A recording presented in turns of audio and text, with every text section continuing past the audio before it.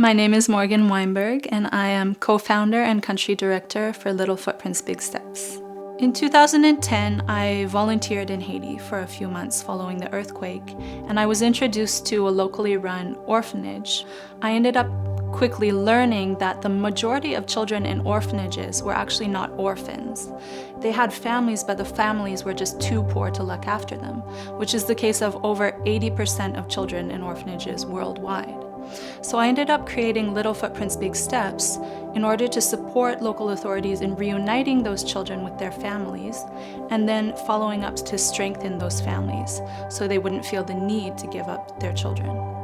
So the main program of Little Footprints, Big Steps is family reunification and strengthening, where we work with children who have been separated from their families, either children who are in corrupt and abusive orphanages that the authorities are shutting down, children who have been living in the streets, children in situations of domestic slavery. And once we work with local authorities to reunite those kids with their families, we follow up with each family to make sure that child has access to education and medical care, but most importantly, to address the root cause of why that child was separated from his or her family in the first place, which for the majority of families is poverty.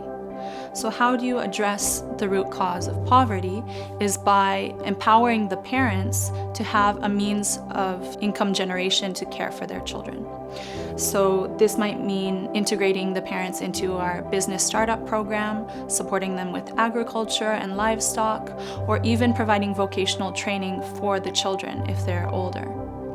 Not all children can be reunited with their families immediately, so for those cases, our second main program is Transitional Housing, where we operate 2 safe houses, one for boys and one for girls. And all of the children admitted to those safe houses are referred to us by local authorities. And it's a place where those children can stay temporarily and get the care they need, but eventually the goal is to either reunite them or have them placed in a long-term home, such as a foster family, and that opens up that space to receive more children. Our third main program is Advocacy, where in Haiti, we work to change the mentality of parents and children so that they know their rights, they understand the importance of children living with their families and the dangers that can happen when children are separated. In North America, advocacy for us means helping educate people globally about the dangers of supporting children to be in orphanages and the corruption that often is involved in orphanage systems, and also making them reflect about how to facilitate international aid in a way that is truly impactful to those who we're trying to help. So we definitely don't want to discourage people from helping. The thing is that we need to make sure we're educated about how we're helping.